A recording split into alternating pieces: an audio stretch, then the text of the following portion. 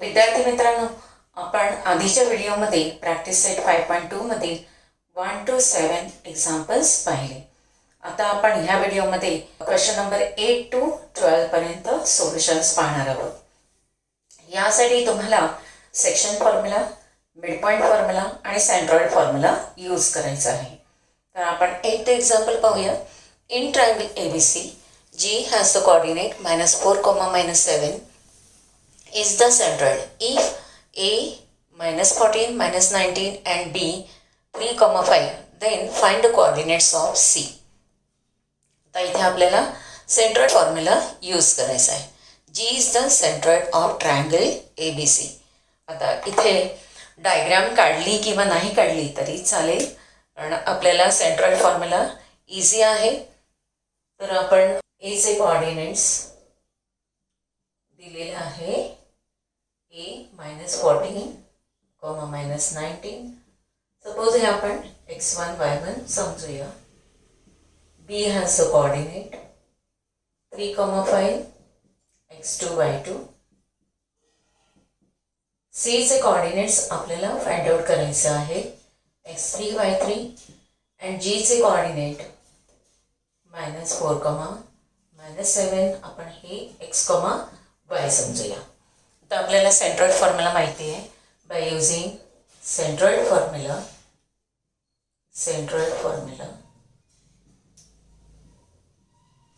x coordinate of G is equal to x coordinate of G is equal to, that is x1 plus x2 plus x3 upon 3.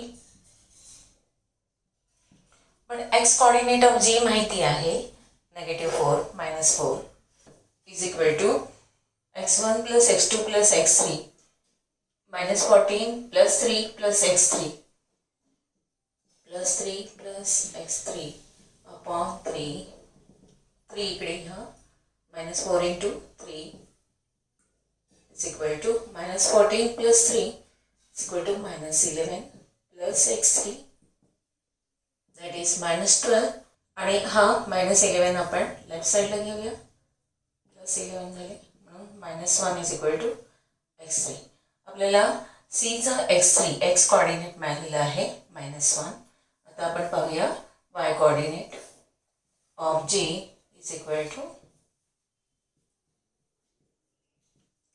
y1 plus y2 plus y3 upon 3.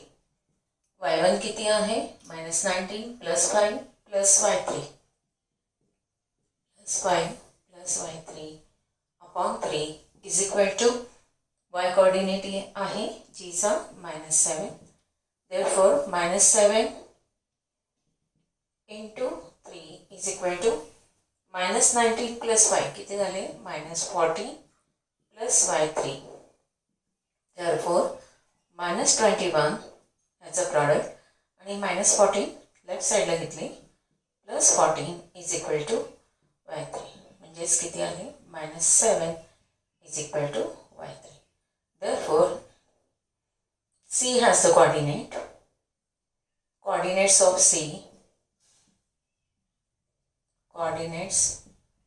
C is equal to x3 किती आहे, -1 आणि y3 आहे -7.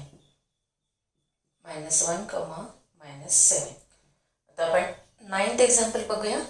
हा centroid formula use करून आपल्याला 9th example solve करायचं आहे. A has the coordinate h, -6, B has the coordinate 2, 3 and C has the coordinate -6, k are the coordinates of vertices of a triangle whose centroid G is given 1, 5. Then find h and k. h आणि k आपल्याला find करायचं आहे. म्हणजेच triangle ABCचा G हा centroid आहे आणि आपण centroid formula use करणार आहोत. पण प्रथम आपण काय करूया, ABCचे वर्टायसेस लिहूया. दिलेले आहेत A h, -6. आपण फॉर्म्युलानुसार x1, y1 समजूया. B has the coordinate 2, 3, that is x2, y2. C has the coordinate -6 comma k x3 comma y3 and g has the coordinate 1 comma 5 आपण काय समजूया x comma y. आता using centroid formula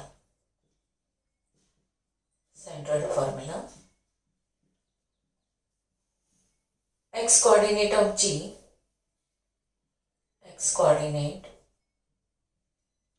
g is equal to x1 plus x2 plus x3 upon 3. Therefore, x coordinate of g का आहे 1 आहे. 1 is equal to h plus 2 plus minus 6. h plus 2 plus minus 6 म्हणजेच minus 6 upon 3. 3 इकडे घ्या 1 into 3. 3 is equal to h plus 2 minus 6 म्हणजे 6 मधून 2 गेले 4 राहिले आणि 6 चं sine -4. Therefore h is equal to 3 negative -4 left साइडला +1. Therefore h is equal to किती मिळाले तुम्हाला 7. त्यानंतर आपण y coordinate of g लिहूया. y coordinate of g is equal to y1 plus y2 plus y3 upon 3. y coordinate 5 आहे. 5 is equal to -6 plus 3 plus k. -6 plus 3 plus k upon 3. 5 into 3 -6 plus 3 म्हणजेच -3 plus k. Therefore 15 हे -3 तिकडे घ्या plus 3 is equal to k. Therefore k is equal to 80. अशा प्रकारे तुम्हाला h आणि k च्या व्हॅल्यूज मिळाल्या. Therefore h is equal to 7 and k is equal to 80. आता आपण 10th एक्झाम्पल बघूया. Find the coordinates of the points of transection of the line segment AB with A 2,7 and D -4, -8. ट्रायसेक्शन म्हणजे काय? एखाद्या सेगमेंटचे 3 equal parts करणे. म्हणजे suppose से AB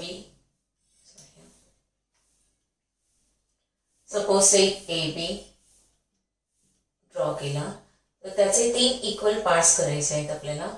म्हणजेच P आणि Q हे 2 पॉइंट्स घ्यायचे आहेत आपल्याला की ज्यामुळे AB चे 3 इक्वल पार्ट्स होतील. A चे कोऑर्डिनेट दिलेले आहेत 2,7. B चे कोऑर्डिनेट आहे -4, -8 आणि P आणि Q चे कोऑर्डिनेट्स आपल्याला फाइंड आउट करायचे. इथे तुम्हाला सेक्शन फॉर्म्युला आणि मिड पॉइंट फॉर्म्युला हे दोन्ही यूज करून आपण P आणि Q चे कोऑर्डिनेट्स फाइंड करणार आहोत. आता P चा कोऑर्डिनेट सपोज आपण x, y मानूया. प्रथम आपण P हा पॉइंटचे कोऑर्डिनेट्स काढूया. P हा सेग AB से बघा किती पार्ट्स करतोय. हा एक पार्ट आहे आणि PB चे किती पार्ट्स आहेत? 2 पार्ट्स आहेत. म्हणजे P हा पॉइंट AB ला 1:2 रेशो मध्ये डिवाइड करतो. पॉइंट P डिवाइड सेग AB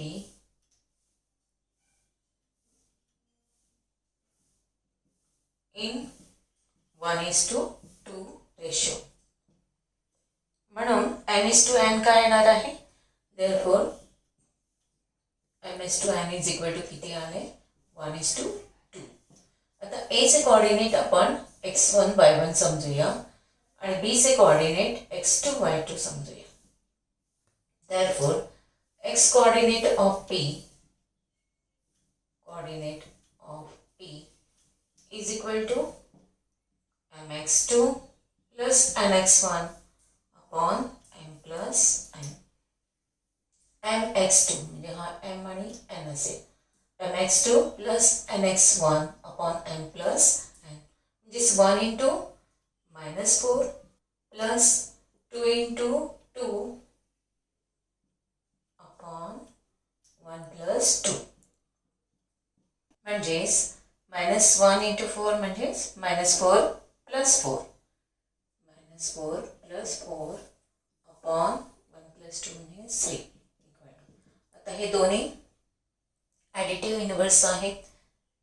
ह्या दोघांची सम 0 आहे ना, 0/3 म्हणजेच 0. Therefore x coordinate of p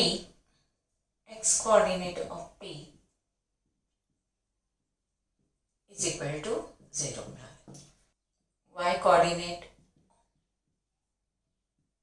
of p is equal to फॉर्म्युलानुसार m/2 plus m/1 upon m plus n. म्हणजेच 1 into -8 plus 2 into 7. 1 into -8 plus 2 into 7 upon 1 plus 2. म्हणजेच याचा प्रॉडक्ट -8 plus 14 upon 3. म्हणजेच काय 14 minus 8 6 upon 3 which is equal to 2. म्हणजेच y coordinate of p is equal to 2 मिळाला. Therefore p has the coordinate आपल्याला किती आहे x coordinate 0, 2. आता p चे coordinates आपल्याला 0, 2 मिळालेले आहेत. आता इथे से pb घ्यायचा आहे आणि pb चा q हा मिड पॉइंट आहे. दोन इक्वल पार्ट्स होत आहेत. म्हणजेच मिड पॉइंट फॉर्म्युला यूज करायचा आहे. x plus x2 upon 2 is equal to x coordinate of q आणि y coordinate काय असेल ऑफ q, तर y plus y2 upon 2. या फॉर्म्युलानुसार आपण q चे कोऑर्डिनेट्स फाइंड करणार आहोत. Now q is midpoint of sec pb. Therefore using midpoint formula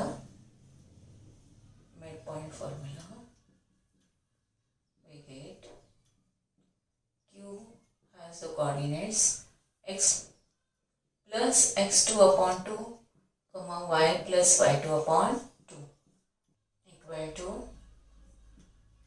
x किती आहे 0 -4 म्हणजेच -4 upon 2 comma y coordinate 2 -8 upon 2.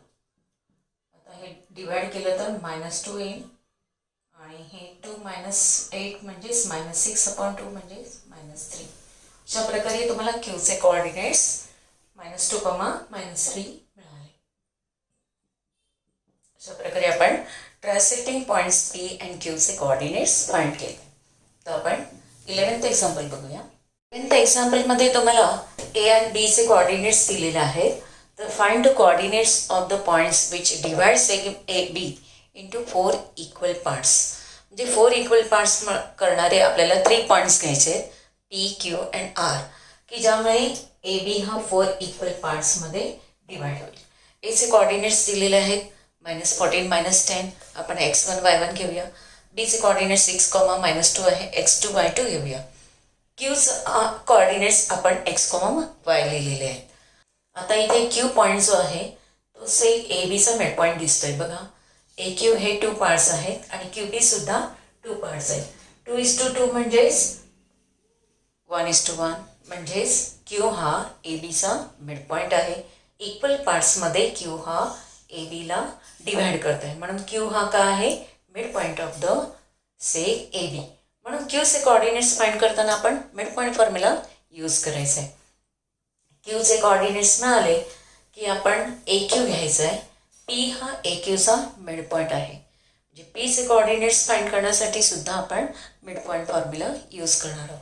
Similarly r हा क्यू बीचा मिड पॉइंट आहे. मग r चे कोऑर्डिनेट्स फाइंड करताना आपण मिड पॉइंट फॉर्म्युला यूज करायचा आहे. म्हणजे आपल्याला तिन्ही पॉईंट्सचे कोऑर्डिनेट्स फाइंड करताना मिड पॉइंट फॉर्म्युलाच फक्त यूज करायचा आहे. 12th एक्झाम्पलमध्ये इथे सेग ए बी चे 5 इक्वल पार्ट्स कॉन्ग्रुएंट पार्ट्समध्ये करणारे 4 पॉईंट्स आहेत. या 4 पॉईंट्सचे कोऑर्डिनेट्स आपल्याला फाइंड आउट करायचे आहेत. एचं कोऑर्डिनेट आणि बीचे कोऑर्डिनेट्स दिलेले आहेत. एचे कोऑर्डिनेट आपण x1 y1 आणि बीचे कोऑर्डिनेट्स आपण x2 y2 ने दाखवले. आता इथे या 4 पॉईंट्सपैकी कोणताही पॉईंट सेग ए बीचा मिड पॉईंट नाही. त्यामुळे आपल्याला आधीच मिड पॉईंट फॉर्म्युला यूज करता येणार नाही आहे. तर आपण आधी सेक्शन फॉर्म्युला यूज करूया. सेक्शन फॉर्म्युला यूज करताना आपण कोणत्या पॉईंटचा कोऑर्डिनेट काढूया. आपण क्यूचा कोऑर्डिनेट काढूया. तो आपण समजा XY मानूया. क्यू हा पॉईंट जो आहे तो ABचे बघा इथे 2 इक्वल पार्ट्स आहेत आणि इथे QBचे बघा पार्ट्स किती झाले 3. म्हणजे हा जो क्यू पॉईंट आहे तो सेक ABला 2:3 रेशोमध्ये डिवाइड करतो. म्हणजे M:n काय येईल 2:3 रेशो येईल. M:n is equal to 2:3 ratio. म्हणून बाय युझिंग सेक्शन फॉर्म्युला